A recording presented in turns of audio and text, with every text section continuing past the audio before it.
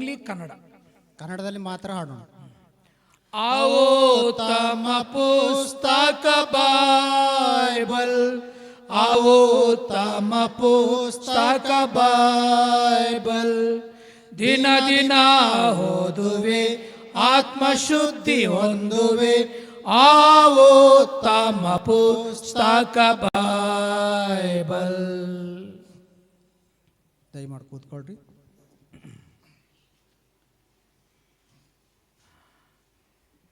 దయచేసి యోదావు రాసిన పత్రిక మొదటి 3 వచనములు మార్చి మనం చదువుకుంటాము. ಯೋಧನಿಗೆ ಬರೆದ ಪತ್ರಿಕೆ ಮೊದಲು 3 ವಚನಗಳು ಉತ್ತರ ಪ್ರತ್ಯುತ್ತರವಾಗಿ, 1, 2 ఉత్తర ప్రత్యుత్తరంగా చదువుకుంటాం. 1, 2 ಉತ್ತರ ಪ್ರತ್ಯುತ್ತರವಾಗಿ ಓದೋಣ. తర్వాత 3వ వచనం అందరం కలిసి చదువుకుంటాం. ಅದಾದ್ಮೇಲೆ 3ನೇ ವಚನ ಎಲ್ಲರೂ ಕಲ್ತಿ ಓದೋಣ.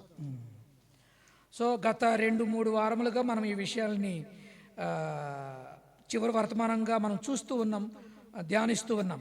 2-3 ವಾರದಿಂದ ಕೊನೆ ಸಂದೇಶದಲ್ಲಿ ಇದನ್ನು ನಾವು ಧ್ಯಾನಿಸ್ತಾ ಇದ್ದೀವಿ. సో ಪ್ರಕಟಣೆಗಿಂತ ಮೊದಲಿರ್ತದ. యోదావు రాసిన పత్రిక మొదటి 3 వచనం, 3వ వచనం అందరం కలిసి చదువుకుంటాం. ಯೋಧನಿಗೆ ಬರೆದ ಪತ್ರಿಕೆ ಅದರಲ್ಲಿ ಮೊದಲು 3 ವಚನ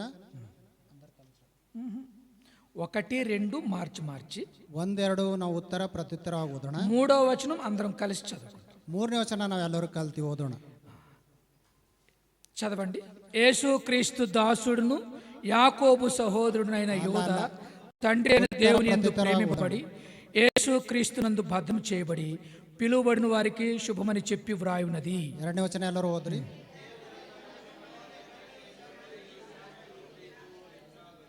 ಮೂರನೇ ವಚನ ಸಹ ಎಲ್ಲರೂ ಕಲ್ತಿ ಓದೋಣ. ప్రియులారా, మనకందరికి కలిగిన రక్షణను గూర్చి మీకు వ్రాయవలనని విశేషాసక్తి గలవాడినై ప్రయత్నపడుచుండగా పరిశుద్ధులకు ఒక్కసారే అప్పగింపబడిన బోధ నిమిత్తము మీరు పోరాడవలనని మిమ్మల్ని వేడుకొనుచు మీకు వ్రాయవలసి వచ్చెను. సో మనం చదివిన లేఖన భాగములను పరిశుద్ధాత్మ దేవుడు దీవించును గాక. ನಾವು ಓದಲ್ಪಟ್ಟಂತ ಭಾಗವನ್ನು ಪರಿಶುದ್ಧಾತ್ಮ ದೇವರು ಆಶೀರ್ವದಿಸಲಿ. ఇక్కడ మనం చదివిన భాగములో ಓದಲ್ಪಟ್ಟಂತ ಭಾಗದಲ್ಲಿ మనకందరికీ కలిగిడు రక్షణను గూర్చి అన్నాడు. ನಮ್ಮೆಲ್ಲರಿಗೆ ಇರುವಂತ ರಕ್ಷಣೆ ಕುರಿತು ಅಂತ ಇದ್ದಾನೆ. సో ఇది విశ్వాసులకే రాసిన పత్రిక. ಇದು విశ్వాసిಗಳಿಗೆ ಬರೆದಂತ ಪತ್ರಿಕೆ. విశ్వాసులకు వాళ్ళు ఆల్రెడీ రక్షణ పొందిన వాళ్ళే కదా, ಅವ್ರು ಮೊದಲೇ ರಕ್ಷಣೆ ಹೊಂದಿದವರಲ್ಲ. మరలా మనకి కలిగే రక్షణ అన్నాడు ఏంటి? ಮತ್ತೆ ರಕ್ಷಣೆ ಹೊಂದದೇನೇನು? అది చివరిలో మనం పొందబోయే రక్షణ. ಅದು ಕೊನೆಯಲ್ಲಿ ಹೊಂದಬೇಕಾದಂತ ರಕ್ಷಣೆ. మనం పరలోక రాజ్యములో ప్రవేశిస్తామే, ನಾವು ಪರಲೋಕ ರಾಜ್ಯದಲ್ಲಿ ಪ್ರವೇಶ ಮಾಡ್ತೇವಲ್ಲ, అప్పుడు మనకు కలిగే రక్షణ, ಅವಾಗೆ ಸಿಗುವಂತ ರಕ್ಷಣೆ. దాని అర్థం ఏమిటంటే, ಅದರ ಅರ್ಥ ಏನಂದ್ರೆ, అప్పుడు మనం రక్షణ పొందాలి, పరలోక రాజ్యంలో ప్రవేశించాలంటే ಆವಾಗ ನಾವು ರಕ್ಷಣೆ ಹೊಂದಿ ಪರಲೋಕ ರಾಜ್ಯದಲ್ಲಿ ಪ್ರವೇಶಿಸಬೇಕಂದ್ರೆ దినదినము మనం రక్షణ పొందుతూ ఉండాలి. ದಿನದಿನವೂ ನಾವು ರಕ್ಷಣೆ ಹೊಂದುತ್ತಾ ಇರಬೇಕು. నేను ఎప్పుడో రక్షణ పొందానంటే సరిపోదు. ನಾವು ಎಂದೋ ರಕ್ಷಣೆ ಹೊಂದಿದೇವೆ ಅಂದ್ರೆ ಸರಿ ಹೋಗಂಗಿಲ್ಲ. ప్రతిరోజు మనం రక్షణ పొందాలి. ಪ್ರತಿ ದಿವಸ ರಕ್ಷಣೆ సో ಹೊಂದಬೇಕು. గత వారంలో ఏం చెప్పాము? ಕಳೆದ ವಾರದಲ್ಲಿ ಏನ್ ಹೇಳಿದೆವು? ప్రతిరోజు మనం రక్షణ పొందాలంటే, ಪ್ರತಿ ದಿವಸ ನಾವು ರಕ್ಷಣೆ ಹೊಂದಬೇಕಂದ್ರೆ ప్రతిరోజు మనం చచ్చిపోవాలి. ಪ್ರತಿದಿನ ನಾವು ಸಾಯ್ಬೇಕು. ప్రతిరోజు మనం చచ్చిపోవాలి. ಪ್ರತಿದಿನ ನಾವು ಸಾಯ್ಬೇಕು. మనం చచ్చిపోకపోతే మనం జన్మించలేదు. ನಾವು ಒಂದ್ ವೇಳೆ ಸಾಯದಿದ್ರೆ ಜನ್ಮಿಸಲಾರೆವು, మనం రక్షణ పొందలేము. ನಾವು ರಕ್ಷಣೆ ಹೊಂದಲಾರೆವು. అలాగే ಅದೇ ರೀತಿ ఆత్మ రక్షణ విషయంలో కూడా ಆತ್ಮ ರಕ್ಷಣೆ ವಿಷಯದಲ್ಲಿ ಸಹ ఒక పాపాత్ముడైన వ్యక్తి ಒಬ್ಬ ಪಾಪಾತ್ಮನಾದಂತ ವ್ಯಕ್ತಿ తిరిగి జన్మించాలంటే, ತಿರುಗಿ ಜನ್ಮಿಸಬೇಕಂದ್ರೆ తనకు తానుగా చచ్చిపోవాలి. ತನ್ನಷ್ಟಕ್ಕೆ ತಾನು ಸತ್ತು ಹೋಗ್ಬೇಕು. ಅವನು తనకు తాను చచ్చిపోకపోతే ತನ್ನಷ್ಟಕ್ಕೆ ತಾನು ಸಾಯದಿದ್ರೆ, కోరికల విషయంలో, ಹೋಲಿಕೆ ವಿಷಯದಲ್ಲಿ, కోరిక ವಿಷಯದಲ್ಲಿ, అలవాట్ల విషయంలో, ರೂಢಿ ವಿಷಯದಲ್ಲಿ, మరి ప్రవర్తన విషయంలో, ಪ್ರವರ್ತನ ವಿಷಯದಲ್ಲಿ మనం చచ్చిపోకపోతే, ನಮ್ಮಷ್ಟಕ್ಕೆ ನಾವು ಸಾಯದಿದ್ರೆ మనం తిరిగి జన్మించలేము. ನಾವು ತಿರುಗಿ ಜನ್ಮಿಸಲಾರು. తిరిగి జన్మించిన మనము ತಿರುಗಿ ಜನ್ಮಿಸದಂತ ನಾವು ప్రతిరోజు రక్షణ పొందుతూ ಪ್ರತಿ ದಿವಸ ರಕ್ಷಣೆ ಹೊಂದುತ್ತಾ చివరిగా రక్షణ పొందుతాం. ಕೊನೆಗೆ ರಕ್ಷಣೆ ಹೊಂದುತ್ತೇವೆ. One sentence answer. ಒಂದೇ ಒಂದು ಸೆಂಟೆನ್ಸ್ ನಲ್ಲಿ ಉತ್ತರ. తిరిగి జన్మించిన మనము ತಿರುಗಿ ಜನ್ಮಿಸಿದಂತ ನಾವು ప్రతిరోజు రక్షణ పొందుతూ ಪ್ರತಿ ದಿವಸ ರಕ್ಷಣೆ ಹೊಂದುತ್ತಾ చివరిగా మనం రక్షణ పొందబోతున్నాం. ಕೊನೆಯದಾಗಿ ನಾವು ರಕ್ಷಣೆ ಹೊಂದಲಕ್ಕಿದ್ದೆವು. అది విషయం. ಅದು ವಿಷಯ. కాబట్టి ప్రియమైన వారలారా, ಅದಕ್ಕಾಗಿ ಪ್ರಿಯವಾದವರೇ, ఆ రక్షణను గూర్చి ఆయన వ్రాస్తూ ಆ ರಕ್ಷಣೆ ಕುರಿತು ಆತನು ಬರೀತಾ మరలా ఇంకెక్కడికో వెళ్ళాడు ఆయన. మత్తెలిగో ಹೋಗಿದ್ದಾನೆ.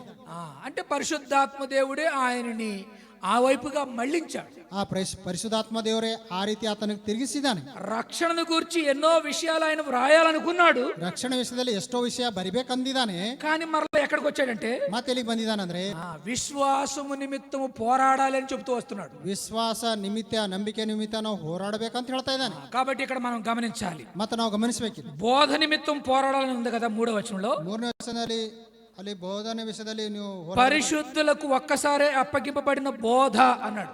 ಪರಿಶುದ್ಧರಿಗೆ ಒಂದೇ ಸಾರಿ ಕೊಡಲ್ಪಟ್ಟಂತ ఆ బోధ నిమిత్తం పోరాడాలి అన్నాడు. ಆ ಬೋಧನೆ ನಿಮಿತ್ತ ನೀವು ಹೋರಾಡಬೇಕಂತ. కానీ ఇంగ్లీష్ లో ఏం రాయబడింది? ಇಂಗ್ಲಿಷ್ ನಲ್ಲಿ ಏನ್ ಬರಲ್ಪಟ್ಟಿದೆ? విశ్వాసము నిమిత్తము పోరాడాలి, ನಂಬಿಕೆ ನಿಮಿತ್ತ ನೀವು ಹೋರಾಡಬೇಕಂತ ಇದ್ದಾನೆ. కాబట్టి రక్షణను గురించి వ్రాస్తూ ರಕ್ಷಣೆ ಕುರಿತು ಬರಿತಾ ఆయన విశ్వాసము నిమిత్తం పోరాడాలని చెబుతూ వచ్చాడు. ಆತನು ವಿಶ್ವಾಸ ನಂಬಿಕೆ ಹೋರಾಡಬೇಕಂತ ಇದ್ದಾನೆ ಬರಿತಾ. దైవజనుడు జాన్ బనియన్ గారు, ದೈವಜನರು ಜಾನ್ ಬನಿಯನ್ ಅವರು, ఆయన యాత్రికుని ప్రయాణం అనే పుస్తకం రాశాడు. ಆತನು ಯಾತ್ರಿಕನ ಪ್ರಯಾಣ ಎಂಬಂತ ಪುಸ್ತಕ ಬರಿತಾ ಇದ್ದಾನೆ. ఆయన దైవజనుడు ఆయన వివాహం చేసుకున్నాడు.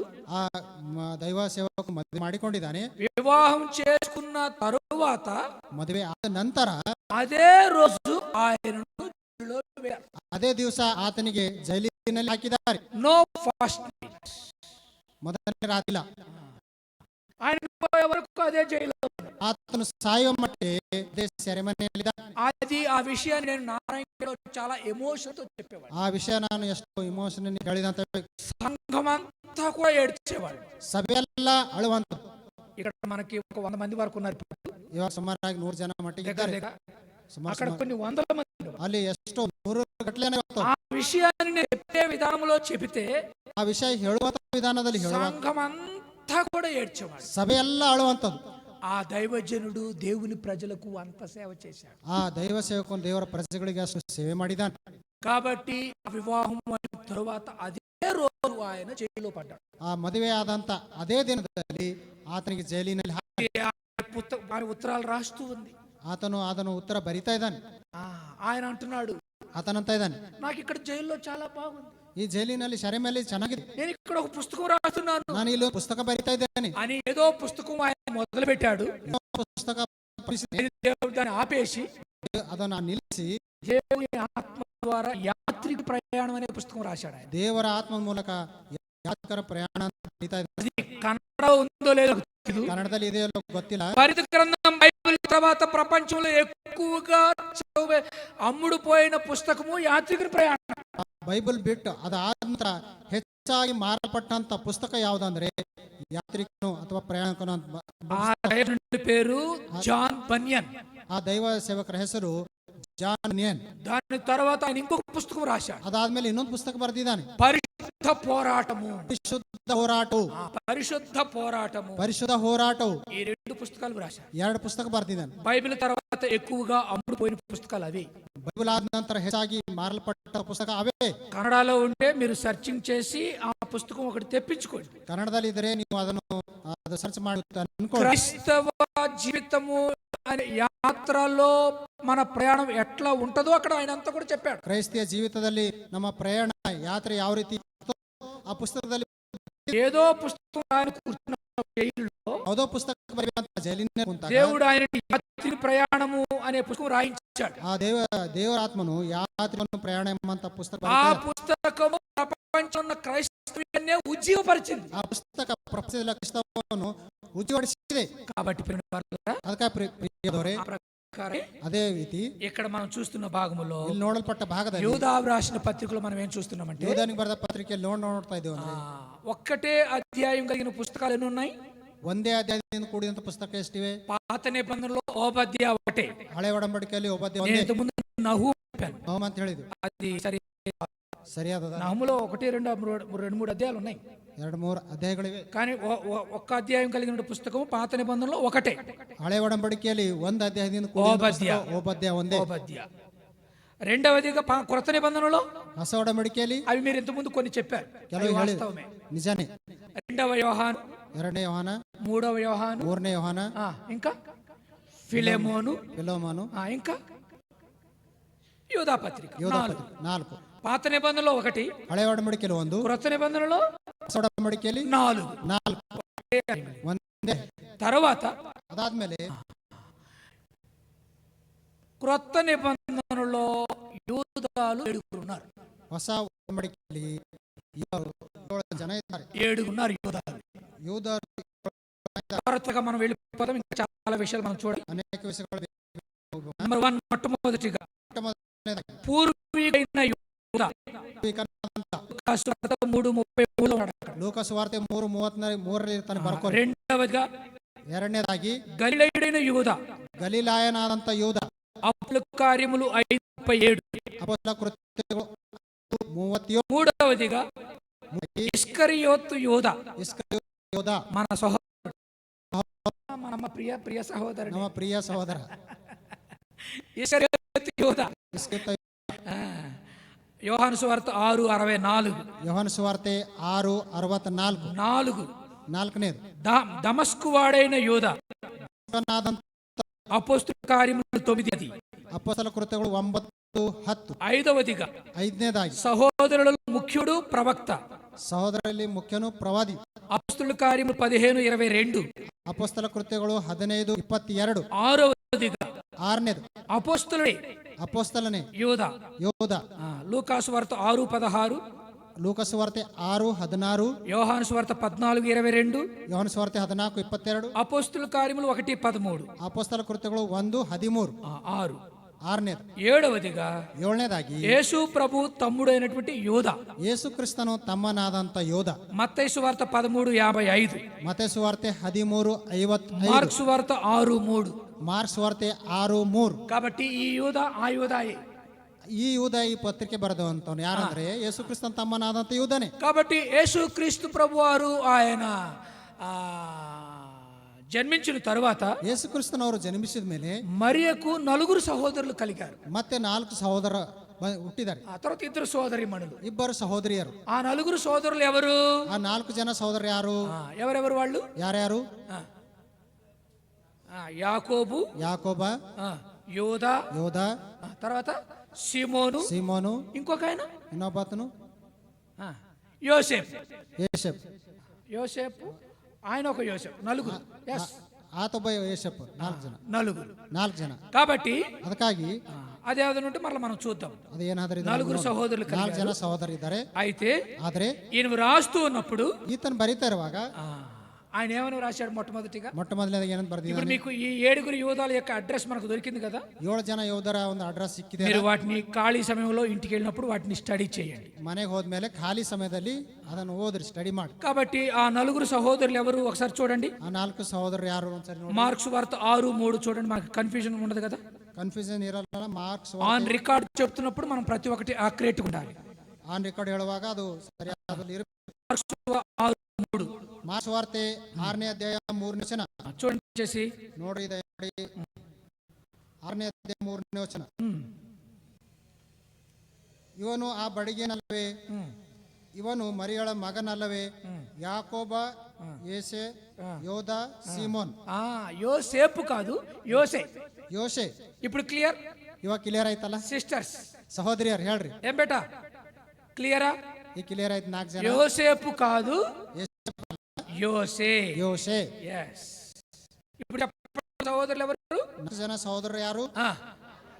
యాకోబు, ಯಾಕೋಬನು, యూదా, యోసే, సీమోన్. ಯಾಕೋಬ, ಯೋಸೆ, ಯೋಧ, ಸೀಮೋನ್.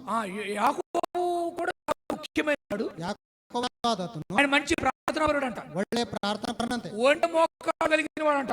ಒಂಟೆ ಮೊಳಕಾಲು ಹೊಂದಿದಾತನಂತೆ. ఆయన గురించి మరలా ఎప్పుడైనా మనం చెప్తాం. ಆತನ ಕುರಿತು ನೋಡೋಣ. మంచి ప్రార్థనాపరుడు ఆయన. ಒಳ್ಳೆ ಪ್ರಾರ್ಥನಾ. ఈ యూదా ఏమంటున్నాడంటే, ಯೋಧ ಏನಂತ ಇದ್ದಾನಂದ್ರೆ, యూదాను పత్రికలో దయచేసి ಯೋಧನ ಬರೆದ ಪತ್ರಿಕೆ ಬರೆದ యేసుక్రీస్తు దాసుడును ಯೇಸು ಕ್ರಿಸ್ತನ ದಾಸನು యాకోబు సహోదరుడైన ಯಾಕೋಬ ತಮ್ಮನು ಆಗಿರುವ ఈ యూదా యేసు ప్రభు వారి యొక్క తమ్ముడే కదా.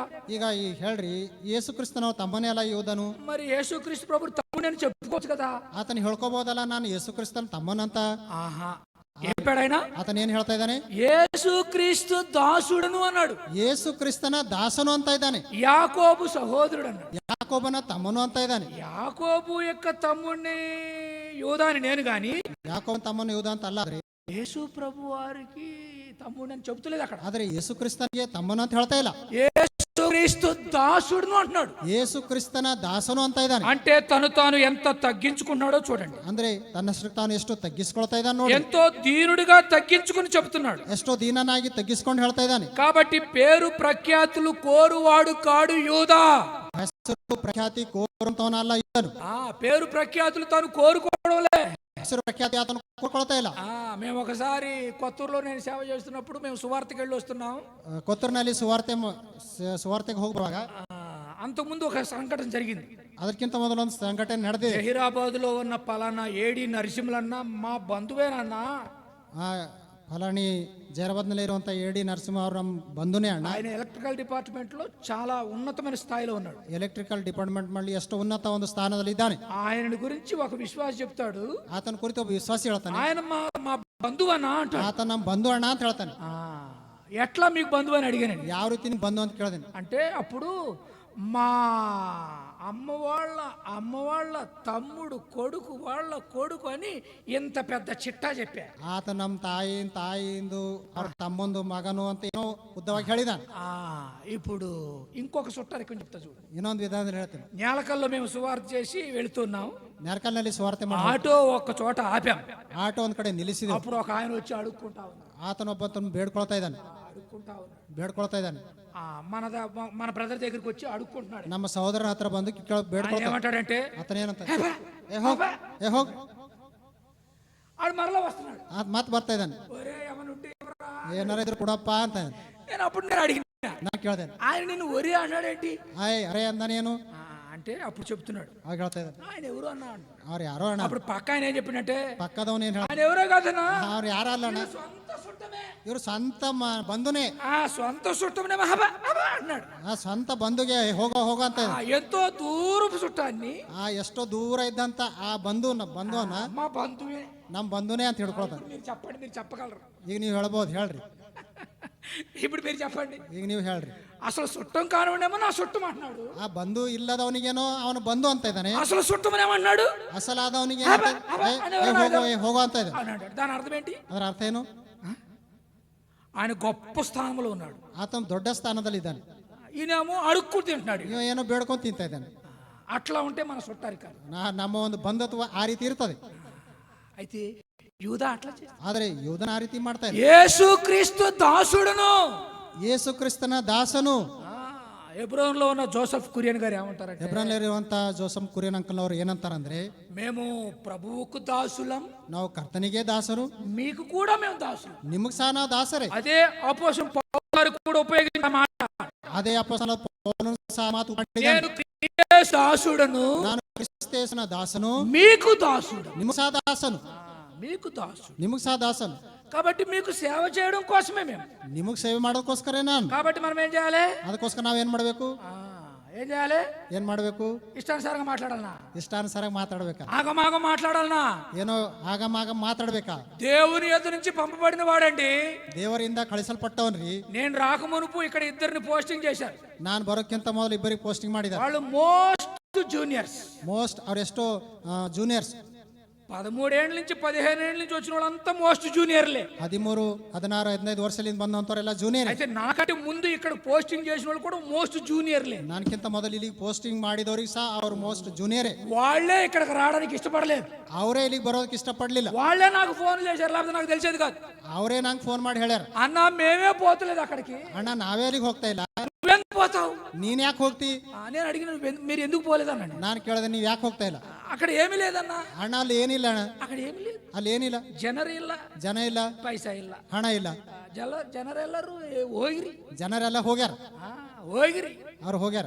ఏం గాలికి పోయినారు. ಅವ್ರೇನೋ ಗಾಳಿಗೆ ಹೋಗ್ಯಾರ. ఏ గాలి పడితే ఆ గాలికి పోతారు. ಯಾ ಗಾಳಿ ಅಂದ್ರೆ ಆ ಗಾಳಿ ಹೊಡ್ಕೊಂಡು ಹೋಯ್ತಾರ. అదే మన విశ్వాసం. ಅದೇ ನಮ್ಮ ವಿಶ್ವಾಸ. ఏ గాలి పడితే ఆ గాలికి పోవడమేనా? ಯಾ ಗಾಳಿಗೆ ಬಂದ್ರೆ ಆ ಗಾಳಿಗೆ ಹೋಗೋದೇನಾ? కీర్తన 125:1. ಕೀರ್ತನೆ 125:1 చదవండి. ಓದ್ರಿ. కీర్తన 125:1. ಕೀರ್ತನೆ 125:1.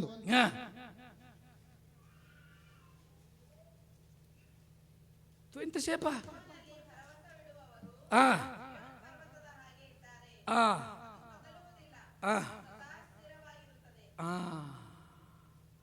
యెహోవా యందు నమ్మిక ఉంచువాడు ಯೆಹೋವನಲ್ಲಿ ನಂಬಿಕೆ ಇಡುವವನು కదలక నిత్యము నిలుచు సియోను కొండ వలె ఉంటాడు. ಕದಲದೆ ನಿತ್ಯವೂ ನಿಲ್ಲುವಂತ ಚೀನು ಪರ್ವತದ ಹಾಗಿದ್ದಾನಂತೆ. సియోను కొండ వలె ఉండాలి విశ్వాసి. ಈ ವಿಶ್ವಾಸಿ ಚಿಯೋನ ಆ ಪರ್ವತದಂತೆ ಇರಬೇಕು. స్థిరులుగా కదలని వారుగా ఉండాలి. ಸ್ಥಿರವಾಗಿ ಕದಲದಂತೆ ಇರಬೇಕು. అవమానమైన సరే, ಅವಮಾನ ಆದ್ರೂ ಸರಿ, ఏ పేరు ప్రఖ్యాతి లేకపోయినా సరే, ಯಾವೊಂದು ಹೆಸರು ಪ್ರಖ್ಯಾತಿ ಇಲ್ಲದಿದ್ರು ಸರಿ.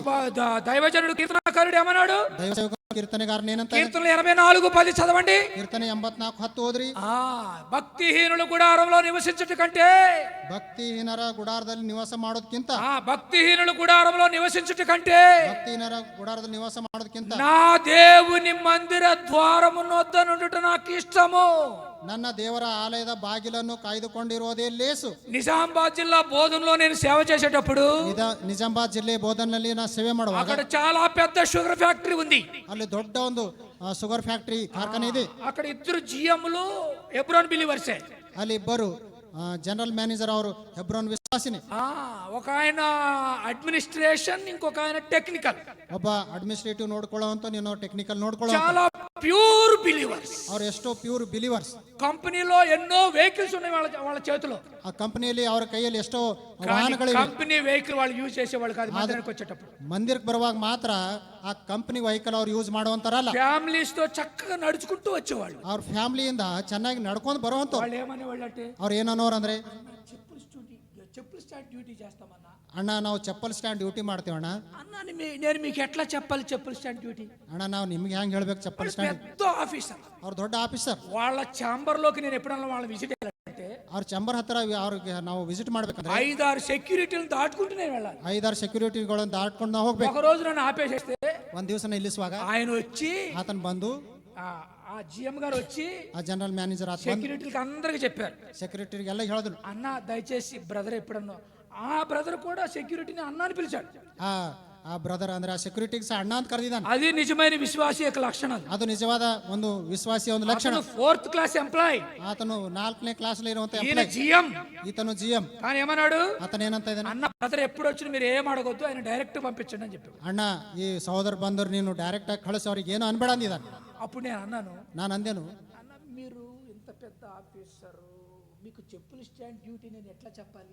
ಅಣ್ಣ ನೀವು ಇಷ್ಟು ದೊಡ್ಡ ಆಫೀಸರು, ನಿಮ್ಗೆ ಚಪ್ಪಲ್ ಸ್ಟ್ಯಾಂಡ್ ಡ್ಯೂಟಿ ಯಾವ ರೀತಿ? నో బ్రదర్ మేము ఎక్కడ జిఎం అంటే, మేము కంపెనీలో జిఎం కానీ మందిరంలో జిఎం కాదు మేము. ಅಣ್ಣ ಇಲ್ಲ ನಾವು ಮ್ಯಾನೇಜರ್ ಅಂದ್ರೆ ಆ ಕಂಪನಿಯಲ್ಲಿ, ಆದ್ರೆ ಮಂದಿರದಲ್ಲಿ ಅಲ್ಲ. అది మంచి అండర్స్టాండింగ్. ಅದು ಎಷ್ಟೋ ಒಳ್ಳೆ ಅಂಡರ್ಸ್ಟ್ಯಾಂಡಿಂಗ್. తర్వాత ఇంకొక చోట ఇంకొకడు ఉన్నాడు. ಇನ್ನೊಂದ್ ಕಡೆ ಇನ್ನೊಬ್ಬ ಆತನಿದ್ದಾನೆ, వాడు ఆఫీసులో అటెండర్. ಆಫೀಸ್ನಲ್ಲಿ ಅಟೆಂಡರ್. వాడిని మేము ఎంతో ప్రేమించాం. ಅವ್ರಿಗೆ ಎಷ್ಟೋ ಪ್ರೀತಿ ಮಾಡಿದ್ವಿ. వాడికి చిన్న ప్రమోషన్ వచ్చింది, ಚಿಕ್ಕ ಒಂದು ಪ್ರಮೋಷನ್ ಬಂದಿದೆ. వాడు బంధు మందిరానికి ಆತನ ಮಂದಿರಕ್ಕೆ ಬರದೆ ನಿಲ್ಲಿಸ್ಬಿಟ್ಟೆ. ఇక తర్వాత కొంతకాలానికి ఎట్లా వస్తున్నాడు, ಕೆಲವು ಕಾಲ ಆದ್ಮೇಲೆ ಬರ್ತಾ ಇದ್ದಾನೆ. అన్నా ఇట్లా చేయనా, ಅಣ್ಣ ಈ ರೀತಿ ಮಾಡ, అన్నా ఇట్లా చేయనా, ಅಣ್ಣ ಈ ರೀತಿ ಮಾಡ. ఎప్పుడు ನಮಗೆ ಹೇಳೋದು, ఒరేయ్ అరే 4th క్లాస్ ఫెలో, 4ನೇ ಕ್ಲಾಸ್ ಇರುತ್ತಾ ನೀನು, నువ్వు ఒక అటెండర్వి, ನೀವು ಅಟೆಂಡರ್. నీకు దైవ సేవకుడు ఎట్లా కనపడుతున్నాడు? నీకు ದೈವ ಸೇವಕ ನಿನಗೆ ಹೆಂಗ್ ಕಾಣ್ತಾ ಇದ್ದಾನೆ? నీకు ఎట్లా కనపడుతున్నాడు? నీకు ನಿನಗೆ ಹೆಂಗ್ ಕಾಣ್ತಾ ಇದ್ದಾನೆ? మరి ఈ జిఎం గారి సంగతి ఏంటి, ఈయన సంగతి ఏంటి? ಈ ಜಿಎಂ ಜನರಲ್ ಮ್ಯಾನೇಜರ್ ಈತನ ಸಂಗತಿ ಏನು, ಇವ್ರ ವಿಷಯ ಏನು? కాబట్టి అది అహంకారం. ಅದು ಅಹಂಕಾರ. అది ಅದು ಅಹಂಕಾರ. యేసు యూదా అలా కాదు. ಆದ್ರೆ ಯೂದನ ಆ ರೀತಿ ಅಲ್ಲ. యేసు క్రీస్తు దాసుడు అన్నాడు. ಯೇಸು ಕ್ರಿಸ್ತನ ದಾಸನು ಅಂತ ಇದ್ದಾನೆ. ఇక్కడ రక్త సంబంధాలకు తావు లేదు. ಇಲ್ಲಿ ರಕ್ತ ಸಂಬಂಧಕ್ಕೆ ಆಸ್ಪದ ಇಲ್ಲ. నేను యేసు ప్రభువు తమ్ముని అనాలి కదా. ನಾನು ಯೇಸು ಕ್ರಿಸ್ತನ ತಮ್ಮನ ಅನ್ಬೇಕಲ್ಲ. ఆధ్యాత్మికమైన విషయాలలో, ಆಧ್ಯಾತ್ಮಿಕವಾದ ವಿಷಯದಲ್ಲಿ, సంఘ విషయాలలో, ಸಭೆ ವಿಷಯದಲ್ಲಿ, ನಮ್ಮ మామే, ನಮ್ಮ ನಾವೇ, ನಮ್ಮ ತಂದೆ, ನಮ್ಮ ತಂದೆ, ನಮ್ಮ సహోదరనే, ನಮ್ಮ ಸಹೋದರ, ನಮ್ಮ అక్కనే, ನಮ್ಮ ಅಕ್ಕ, ನಮ್ಮ తల్లే, ನಮ್ಮ ತಾಯಿ, తాయే, అవేమి లేవు. ಅದೇನಿಲ್ಲ. అవన్నీ గేట్ బయట, ಅವೆಲ್ಲ ಆ ಗೇಟಿನ ಹೊರಗೆ. ఇక్కడ ఏంటి, ಇಲ್ಲೇನು, ఇక్కడ కులాలు కూడా లేవు. ಇಲ್ಲಿ ಯಾವೊಂದು ಕುಲ ಮತಗಳಿಲ್ಲ, ఏమి లేవు. ಏನಿಲ್ಲ. ఇది సహవాసం. ಇದು ಒಂದು ಸಹವಾಸ. దేవుడు తన స్వరక్తం ఇచ్చి సంపాదించిన సంఘము. ದೇವರು ಸ್ವಾರಕ್ತವನ್ನು ಕೊಟ್ಟು ಕೊಂಡುಕೊಂಡಂತ ಸಭೆ. ప్రతి ఒక్కరు కూడా విలువైన వ్యక్తి దేవుని మందిరంలో. ಪ್ರತಿಯೊಬ್ಬ ವ್ಯಕ್ತಿ ಆತನು ಎಷ್ಟೋ ಬೆಲೆ ಉಳ್ಳವನು ದೇವರ ಮಂದಿರದಲ್ಲಿ. కానీ దైవ క్రమం ఉంది, ಆದ್ರೆ ದೈವ ಕ್ರಮ ಇದೆ, దైవ క్రమశిక్షణ ఉంది, ದೈವ ಕ್ರಮಶಿಕ್ಷಣ ಇದೆ. కాబట్టి ప్రియమైన వారు, ಅದಕ್ಕ ಪ್ರಿಯವಾದವರೇ, ఇక్కడ యూనియన్ లేవు, ಯಾವೊಂದು ಯೂನಿಯನ್ ಇಲ್ಲ, గ్రూపులు లేవు, ಗ್ರೂಪ್ಗಳಿಲ್ಲ. ఏమన్నా ఆయన ఎందుకు వాడుకోవట్లేదన్నా? ಅಣ್ಣ ಅವ್ರಿಗೆ ಯಾಕೆ ಉಪಯೋಗ ಮಾಡ್ತಾ ಇಲ್ಲ ಅಣ್ಣ? అట్లా అడగడానికి హక్కే లేదు. ಆ ರೀತಿ ಮಾತಾಡೋಕೆ ಯಾವೊಂದು ಅಧಿಕಾರ ಇಲ್ಲ. వాడుకునేది దేవుడు. ಉಪಯೋಗ ಮಾಡ್ಕೊಂಡು ದೇವರು. అనానిమాసును వాడుకున్నది ఎవరు? ಅನಾನ್ಮೇಷ ಆತನು ಉಪಯೋಗ ಮಾಡ್ಕೊಂಡಿದ್ದು ಯಾರು? కీర్తనాకారుడి యొక్క కీర్తనని పరిశుద్ధ గ్రంథం బైబిల్లో చేర్చింది ఎవరు? ಕೀರ್ತನೆಗಾರನ ಕೀರ್ತನೆಯನ್ನು ಪರಿಶುದ್ಧ ಗ್ರಂಥದಲ್ಲಿ ಸೇರಿಸಿದವರು. నువ్వు రికమెండేషన్ చేస్తేనే ఆయనని వాడుకున్నాడు దేవుడు. ನೀನ್ ರಿಕಮೆಂಡ್ ಮಾಡಿದ್ರೆ ಆತನ ಉಪಯೋಗ ಮಾಡ್ಕೊಂಡಾನ ದೇವರು. ఇక్కడ ఎలాంటి సిఫారసులు లేవు. ಯಾವೊಂದು ಶಿಫಾರಸು ಇಲ್ಲ. రిక్వెస్ట్లు ఉన్నాయి. ರಿಕ್ವೆಸ್ಟ್ ಇದೆ. రిక్వెస్ట్లు ఉన్నాయి. ರಿಕ್ವೆಸ್ಟ್ ಇದೆ.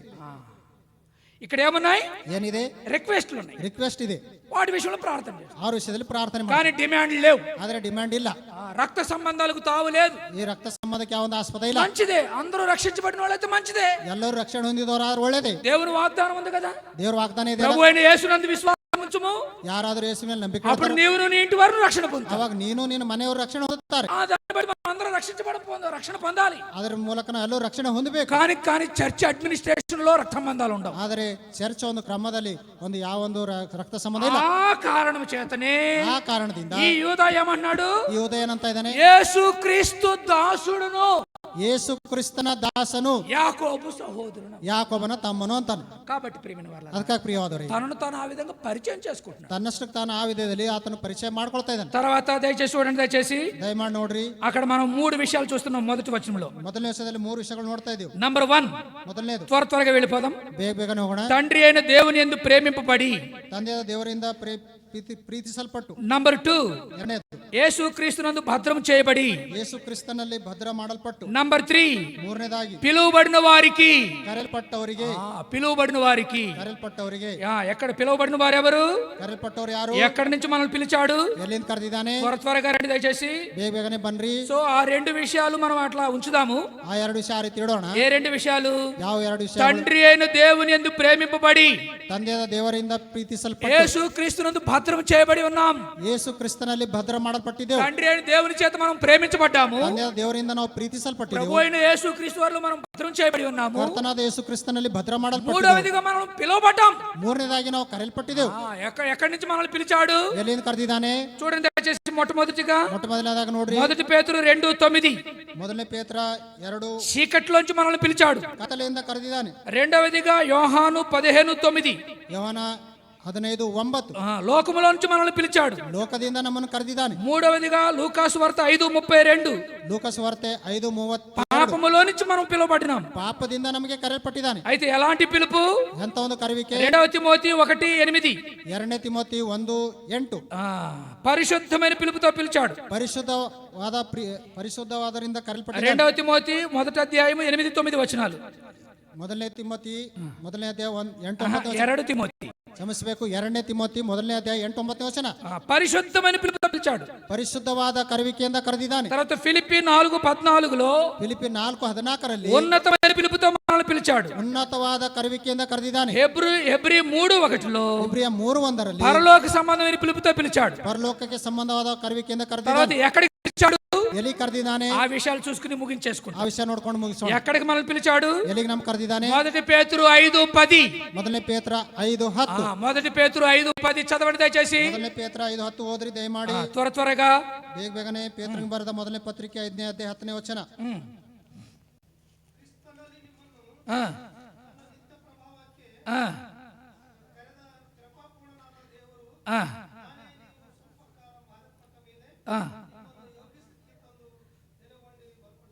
ఆయన మనల్ని దేనికోసం పిలిచాడు? ಎದಕ್ಕೋಸ್ಕರ ಕರೆದಿದ್ದಾನೆ? తన నిత్య మహిమకు మనల్ని పిలిచాడు.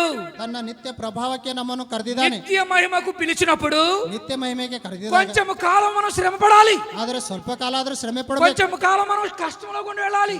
ಸ್ವಲ್ಪ ಕಾಲ ಕಷ್ಟದಿಂದ ನಾವು ಹೋಗಬೇಕು. కొంచెం కాలము అనారోగ్యతలో గుండి వెళ్ళాలి. ಕೆಲವು ಸ್ವಲ್ಪ ಕಾಲ ಅನಾರೋಗ್ಯದಿಂದ ನಾವು ಹೋಗಬೇಕು. కొంచెం కాలం ప్రతికూలతలో గుండి వెళ్ళాలి. ಸ್ವಲ್ಪ ಕಾಲ ಕಷ್ಟದಿಂದಲೇ ನಾವು ಹೋಗಬೇಕು. ఎందుకంటే ಯಾಕಂದ್ರೆ మనము నిత్యము ఉండే ఆ మహిమ కోసం పిలవబడ్డాం కనుక. ನಾವು ನಿತ್ಯವಾಗಿರುವ ಮಹಿಮೆಗೋಸ್ಕರ ಕರೆದ ಕಾರಣ కొంచెము కాలము శ్రమ మనకు అవసరము. ಸ್ವಲ್ಪ ಕಾಲ ಶ್ರಮೆ ನಮಗೆ ಅವಸರ. అదే చెప్తున్నాడు ఆయన. ಅದೇ ಆತನು ಹೇಳ್ತಾ ಇದ್ದಾನೆ. దాని తర్వాత ಅದಾದ್ಮೇಲೆ తానే మిమ్మను పూర్ణులుగా చేసి ತಾನೇ ನಿಮಗೆ ಪರಿಪೂರ್ಣ ಮಾಡಿ స్థిరపరచి బలపరచును. ಸ್ಥಿರಪಡಿಸಿ ಬಲಪಡಿಸುವನು. పూర్తిగా వ్రాయబడిన మాట ఏంటి? ಪೂರ್ತಿಯಾಗಿ ಬರಪಟ್ಟ ಮಾತೇನು? తన నిత్య మహిమకు క్రీస్తునందు మిమ్మల్ని పిలిచిన సర్వకృపానిధియగు దేవుడు. ಆತನಿಗೆ ಆಧಿಪತ್ಯ తన నిత్య మహిమకు తన నిత్య మహిಮೆಗೋಸ್ಕರ మిమ్మును పిలిచిన ನಿಮ್ಮನ್ನು ಕರೆದ ಆತನು సర్వ కృపానిధియగు దేవుడు. ಸರ್ವ ಕೃಪೆ ಉಳ್ಳಂತ ದೇವರು. కొంచెము కాలం మీరు శ్రమ పడిన పిమ్మట ಸ್ವಲ್ಪ ಕಾಲ ಶ್ರಮೆ ಪಟ್ಟ ಮೇಲೆ కాబట్టి ఇక్కడ కూర్చున్న వారిలో ಇಲ್ಲಿ ಕುಂತಂತವರಲ್ಲಿ ఆన్లైన్ లో ఉన్నటువంటి వారితో ಆನ್ಲೈನ್ ನಲ್ಲಿ ಇದ್ದವರಿಗೆ మీరు ఎవరైనా నీతి కొరకు ನೀವು ಯಾರಾದರೂ ನೀತಿಗೋಸ್ಕರ యథార్థంగా ಯಥಾರ್ಥವಾಗಿ విశ్వాసము కొరకు ವಿಶ್ವಾಸಕ್ಕೋಸ್ಕರ దేవుని వాక్యం కొరకు ದೇವರ ವಾಕ್ಯಕ್ಕೋಸ್ಕರ దైవ సంబంధమైన విషయాలలో ದೈವ ಸಂಬಂಧವಾದ ವಿಷಯಗಳಿಗೋಸ್ಕರ నువ్వు శ్రమ పడుతున్నట్లయితే ನೀನು ಶ್ರಮೆ ಪಡುವುದಾದರೆ తప్పకుండా దేవుడు నీకు సహాయం చేస్తారు. ತಪ್ಪದೆ ದೇವರು ನಿಮಗೆ ಸಹಾಯ ఆ ಮಾಡ್ತಾನೆ. శ్రమలో ಆ ಶ್ರಮೆಯಲ್ಲಿ నీకు సహాయం ఉంది. ನಿನಗೆ ಸಹಾಯ ಇದೆ. ప్రభు చెప్పారు ಕರ್ತನ ಹೇಳಿದಾನೆ యోహాను సువార్త 16:33లో ಯೋಹಾನ ಸುವಾರ್ತೆ 16:33 లోకములో మీకు శ్రమ కలుగును, ಲೋಕದಲ್ಲಿ ನಿನಗೆ ಶ್ರಮೆ ಇರುತ್ತದೆ, ఆయనను ధైర్యం తెచ్చుకోండి, ಆದರೂ ಧೈರ್ಯ ತಂದುಕೊಳ್ಳಿ, నేను లోకాన్ని జయించును. ನಾನು ಲೋಕವನ್ನು ಜಯಿಸಿದ್ದೇನೆ. కాబట్టి శ్రమ కలుగుతుంది. ಆದರೆ ಶ್ರಮೆ ಬರುತ್ತದೆ, శ్రమ కలగదని ఎక్కడా చెప్పలేదు. ಶ್ರಮೆ ಆಗೋದಿಲ್ಲ ಅಂತ ಎಲ್ಲಿ ಹೇಳ್ತಾ ಇಲ್ಲ. కాబట్టి ప్రియమైన వారలారా, ಅದಕ್ಕಾಗಿ ಪ್ರಿಯವಾದವರೇ, నిత్య మహిమకు మనల్ని పిలిచాడు కనుక ನಿತ್ಯ ಮಹಿಮೆಗೋಸ್ಕರ ನಮ್ಗೆ ಕರೆದಿದ್ದಾನೆ. కొంచెం శ్రమ పడాలి. ಸ್ವಲ್ಪ ಶ್ರಮೆ ಪಡಬೇಕು. తర్వాత రెండవదిగా ಎರಡನೇದಾಗಿ ఆయన మనల్ని ఎక్కడికి పిలిచాడు? ಎಲ್ಲಿ ಕರೆದಿದ್ದಾನೆ? ఆయన రాజ్యమునకు పిలిచాడు. ಆತನ ರಾಜ್ಯಕ್ಕೆ ಕರೆದಿದ್ದಾನೆ. మొదటి తెస్సలోనికైలు 2:11. ಮೊದಲನೇ ತೆಸಲೋನಿಕರಿಗೆ ಬರೆದ ಪತ್ರಿಕೆ 2. మూడవదిగా పరిశుద్ధులుగా ఉండుటకు మనల్ని పిలిచాడు. ಮೂರನೇದಾಗಿ ಪರಿಶುದ್ಧರಾಗಿ ಇರುವುದಕ್ಕಾಗಿ ಕರೆದಿದ್ದಾನೆ. మొదటి తెస్సలోనికైలు 4:7. ಮೊದಲನೇ ತೆಸಲೋನಿಕ 4:7. నాలుగవదిగా సమాధానంగా ఉండుట కొరకు మనల్ని పిలిచాడు. ನಾಲ್ಕನೇ ಸಮಾಧಾನವಾಗಿ ಇರುವುದಕ್ಕಾಗಿ ಕರೆದಿದ್ದಾನೆ. మొదటి కొరింథీ 7:15. ಮೊದಲನೇ ಕೊರಿಂಥ್ಯ 7:15. అది ఐదవదిగా. ಐದನೇದಾಗಿ. ఆరవదిగా ಆರನೇದಾಗಿ. ఐదవదిగా మనల్ని ఆశీర్వాదమునకు వారసులమవుటకు మనల్ని పిలిచాడు. ಐದನೇದಾಗಿ ಆಶೀರ್ವಾದಕ್ಕೆ ವಾರಿಸ್ಥರಾಗಿರುವುದಕ್ಕಾಗಿ ಕರೆದಿದ್ದಾನೆ. మొదటి పేతురు 3:9. ಮೊದಲನೇ ಪೇತ್ರ 3:9. పేతురు మొదటి పత్రిక 3:9 ఆశీర్వాదమునకు మనల్ని పిలిచాడు. ಮೊದಲನೇ ಪೇತ್ರನಿಗೆ ಬರೆದ ಪತ್ರಿಕೆ 3:9 ಅಲ್ಲಿ ಏನ್ ಬರ್ದಿದ್ದಾನೆ ಅಂದ್ರೆ ಆಶೀರ್ವಾದಕ್ಕೋಸ್ಕರ ಕರೆಯಲ್ಪಟ್ಟಿದ್ದಾನೆ. గలతీ 5:13లో చెప్పబడింది, ಗಲಾತ್ಯ 5:13 ಬರೆಯಲ್ಪಟ್ಟಿದೆ, స్వతంత్రులుగా ఉండుటకు పిలిచాడు. ಸ್ವತಂತ್ರರಾಗಿರುವುದಕ್ಕಾಗಿ ಕರೆದಿದ್ದಾನೆ. ఏడవదిగా ఒకటే నిరీక్షణ కలిగి ఉండుటకు మనల్ని పిలిచాడు. ಏಳನೇದಾಗಿ ಒಂದೇ ನಿರೀಕ್ಷೆ ಉಳ್ಳವರಾಗಿರುವುದಕ್ಕಾಗಿ ఎఫెసీ 4:14. ಎಫೆಸ್ಯ 4:14. ఎనిమిదవదిగా ಎಂಟನೇದಾಗಿ ఒకటే శరీరముగా మనల్ని పిలిచాడు. ಒಂದೇ ಶರೀರವಾಗಿರುವುದಕ್ಕಾಗಿ ಕರೆದಿದ್ದಾನೆ. కొలస్సీ 3:15. ಕೊಲೊಸ್ಸೆ 3:15. తొమ్మిదవదిగా ಒಂಬತ್ತನೇದಾಗಿ మేలు చేసి శ్రమ పడుటకు మనం పిలిచాడు. ಮೇಲು ಮಾಡಿ ಶ್ರಮೆ ಪಡೋದಕ್ಕೋಸ್ಕರ ನಮ್ಮ ಕರೆದಿದ್ದಾನೆ. పేతురు మొదటి పత్రిక 2:20. ಪೇತ್ರನಿಗೆ ಬರೆದ ಪತ್ರಿಕೆ 2. కొలస్సీ 3:15లో వ్రాయబడిన మాట ఒకరు చదవండి. ఇంకో ಕೊಲೊಸ್ಸೆ సిస్టర్స్ లో కానీ 3:15 ಓದಿ. ఎవరైనా ఒకరు చదవండి. కొలస్సీ 3:15. 3:15ನೇ ವಚನ. ಕೊಲೊಸ್ಸೆದವರಿಗೆ ಬರೆದ ಪತ್ರಿಕೆ 3ನೇ ಅಧ್ಯಾಯ 15ನೇ ವಚನ. ಯಾರಾದರೂ ಗಟ್ಟಿಯಾಗಿ ಓದ್ರಿ.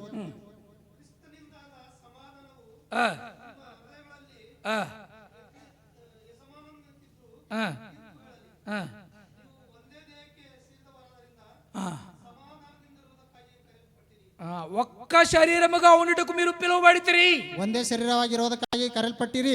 ఒక్క శరీరముగా ఉండుటకు మీరు పిలువబడితిరి. ಒಂದೇ ಶರೀರವಾಗಿರುವುದಕ್ಕಾಗಿ ನೀವು ಕರೆಯಲ್ಪಟ್ಟಿದ್ರಿ. ఒక కుటుంబము మమ్మల్ని భోజనానికి పిలిచారు. ಒಂದು ಕುಟುಂಬಸ್ಥರು ಊಟಕ್ಕೋಸ್ಕರ ಕರೆದಿದ್ದಾರೆ. ఆ భోజనానికి పిలిచినప్పుడు మేము కుటుంబ ప్రార్థన పెట్టినాం. అక్కడ ಅಲ್ಲಿ ಊಟ ಕರೆದ ಕುಟುಂಬ ಪ್ರಾರ್ಥನೆ ಇಟ್ಟಿದ್ದೆವು. నేను కూడా ఆలోచన చేస్తున్నా, ನಾನು సಹ ಆಲೋಚನೆ ಮಾಡ್ತಾ ಇದ್ದೀನಿ, ఈ కుటుంబానికి నేను ఏం వాక్యం చెప్పాలి, ಈ ಕುಟುಂಬಕ್ಕೆ ನಾನು ಏನು ವಾಕ್ಯ ಹೇಳಬೇಕು. నాకేం వాక్యం రావడంలే, ಏನು ವಾಕ್ಯ ಬರ್ತಾ ಇಲ್ಲ. ఎందుకంటే నాకు వాక్యం చెప్పడం రాదు కదా. ಯಾಕಂದ್ರೆ ನಂಗೆ ವಾಕ್ಯ ಹೇಳಕ್ ಬರೋದಿಲ್ಲಲ್ಲ. నాకేం వస్తుంది వాక్యం? ನಂಗೆ ಏನು ಬರ್ತದೆ? నాకేం వస్తుంది వాక్యం? అందుకొరకే చూస్తూ ఉన్నా, ಆ ರೀತಿ ನೋಡ್ತಾ ಇದ್ದೇನೆ. ఏ వాక్యం చెప్పాలి, ಏನು ವಾಕ್ಯ ಹೇಳಬೇಕು, ఏ వాక్యం చెప్పాలి. ಏನು ವಾಕ್ಯ ಹೇಳಬೇಕು. వాళ్ళు ఎంతో ప్రేమతో భోజనానికి పిలిచారు. ಎಷ್ಟೋ ಪ್ರೀತಿಯಿಂದ ಊಟಕ್ಕೆ ಕರೆದಿದ್ದಾರೆ. భోజనానికి పిలిచిన వాళ్ళ మీద రాయి ఎత్తేస్తే ಈ ಊಟ ಕರೆದವ್ರ ಮೇಲೆ ಕಲ್ಲು ಬೀಸಾಕ್ತಾರ. అది మంచిగా అనిపిస్తుందా? ಅದು ಒಳ್ಳೇದು ಅನಿಸ್ತದ. అందుకొరకే ఆలోచన చేస్తున్నా. ಅದಕ್ಕೋಸ್ಕರ ಆಲೋಚನೆ ఏం వాక్యం చెప్పిన వాళ్ళు మిస్అండర్స్టాండింగ్ చేసుకోవచ్చు. ನಾ ಏನು ವಾಕ್ಯ ಹೇಳಿದ್ರು ಸಹ ಅವ್ರು ಮಿಸ್ಅಂಡರ್ಸ್ಟ್ಯಾಂಡಿಂಗ್ ಮಾಡ್ಕೋಬಹುದು. అందుకే క్యాబ్లో ఉన్నాం, మేము ముందుకే క్యాబ్లో ఉన్నాం, ಕ್ಯಾಬ್ನಲ್ಲಿ ಇದ್ದೇವೆ. ఈయన ఏ వాక్యం చెప్పినా ఆయనకు సంబంధించిన వాక్యమే చెప్తాడని చెప్తారు. ಏನು ವಾಕ್ಯ ಹೇಳಿದ್ರು ಅದಕ್ಕೆ ಸಂಬಂಧಪಟ್ಟ ವಾಕ್ಯನೇ ಹೇಳ್ತಾರ ಅಂತ ಆ ರೀತಿ ಅವ್ರು ಅನ್ಕೊಳ್ತಾರೆ. మిస్అండర్స్టాండింగ్ చేసుకునే అవకాశం ఉంది, ಮಿಸ್ಅಂಡರ್ಸ್ಟ್ಯಾಂಡಿಂಗ್ ಮಾಡ್ಕೊಳ್ಳೋ ಅಂತ ಅವಕಾಶ ಇದೆ. లోపల అందరితో మంచిగా మాట్లాడుతున్నా, ಎಲ್ಲರಿಂದ ಚೆನ್ನಾಗಿ ಮಾತಾಡ್ತಾ ಇದ್ದೀನಿ, లోపల ఎంతో పోరాటం, ಒಳಗಡೆ ಎಷ್ಟು ಹೋರಾಟ, వెతుకుతున్నా, ಹುಡುಕ್ತಾ ಇದ್ದೇನೆ. ఏం వాక్యం, ఏం వాక్యం, ఏం వాక్యం, ఏం వాక్యం. ಏನು ವಾಕ್ಯ, ಏನು ವಾಕ್ಯ, ಏನು ವಾಕ್ಯ. అప్పుడు ఒక తలంపు వచ్చింది. ಒಂದು ಆಲೋಚನೆ ಅವಾಗ అన్న మీ డైలీ పోర్షన్ ఏంటి అని అడిగి, ಅಣ್ಣ ನಿಮ್ಮ ದಿನಚರಿ ಏನು ಅಂತ. అన్న మా డైలీ పోర్షన్ కొలస్సీ పత్రిక 3వ అధ్యాయం అన్నాడు.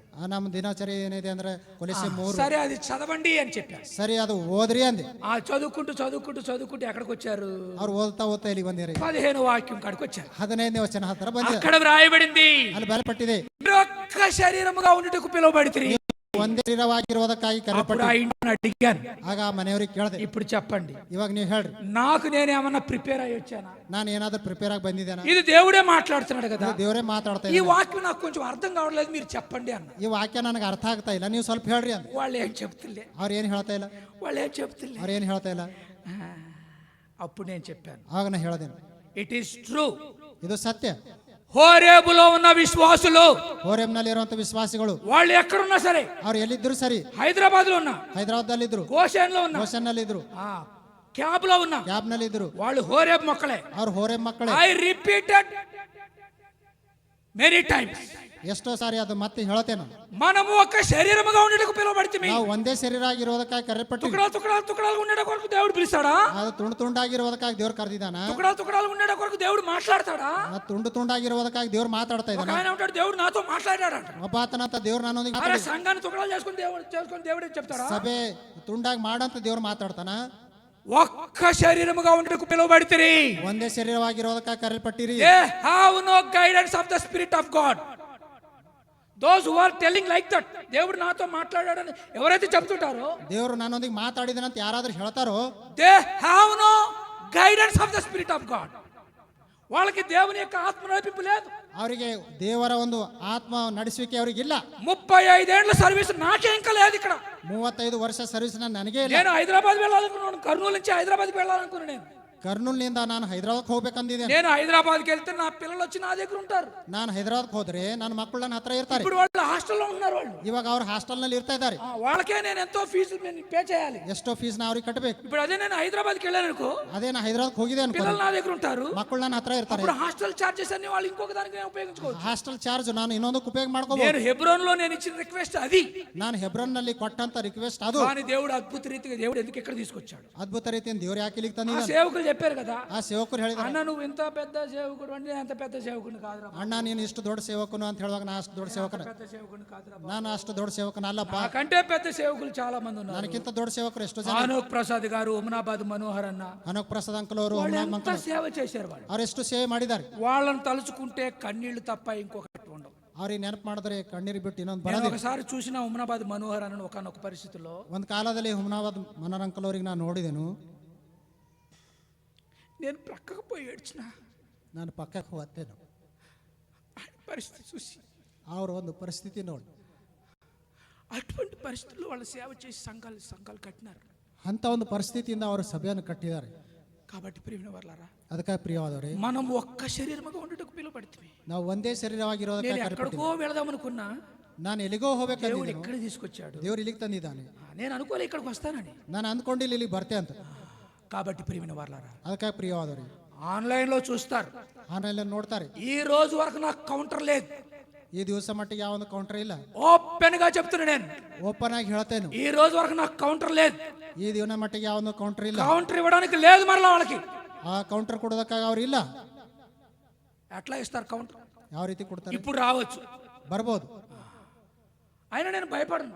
ಆದ್ರೂ ಸಹ నేను అబద్ధం చెబితే, ಒಂದ್ ವೇಳೆ ಸುಳ್ಳು ಹೇಳಿದ್ರೆ, నేను అబద్ధం చెబితే ಒಂದ್ ವೇಳೆ ಸುಳ್ಳು ಹೇಳಿದ್ರೆ క్షమాపణ చెప్తా.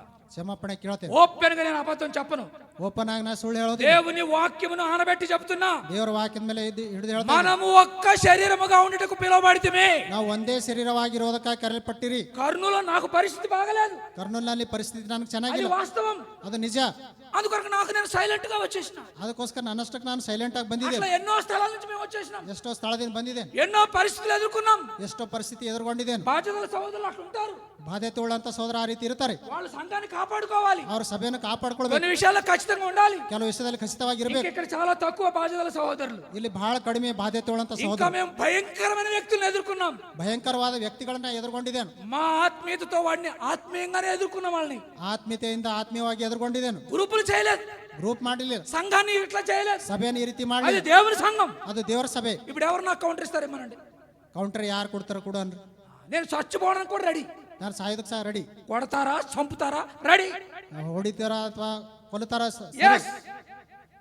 I'm ready to face. ನಾ ಎದುರ್ಕೊಳ್ಳೋದಕ್ಕೆ ಸಿದ್ಧ. కాబట్టి ప్రేమిన వారలారా, ಅದಕ್ಕಾಗಿ ಪ್ರಿಯವಾದವರೇ, విశ్వాసులారా, ವಿಶ್ವಾಸಿಗಳೇ, బావిలో కప్పలుగా ఉండొద్దు, ಬಾವಿಯಲ್ಲಿರುವಂತ ಕಪ್ಪಿಯಾಗಿರಬೇಡಿ, ఒక్క శరీరముగా ఉండటకు పిలువబడితిరి. ಒಂದೇ ಶರೀರವಾಗಿರೋದಕ್ಕೆ ಕರೆಯಲ್ಪಟ್ಟಿರಿ. గుర్తుపెట్టుకోనండి. ನೆನಪಿಟ್ಟುಕೋರಿ. దేవుడు తన వాక్యమును దీవించును గాక. ದೇವರು ತನ್ನ ವಾಕ್ಯವನ್ನು ಆಶೀರ್ವದಿಸಲಿ. ప్రార్థన చేస్తాం. ಪ್ರಾರ್ಥನೆ ಮಾಡೋಣ.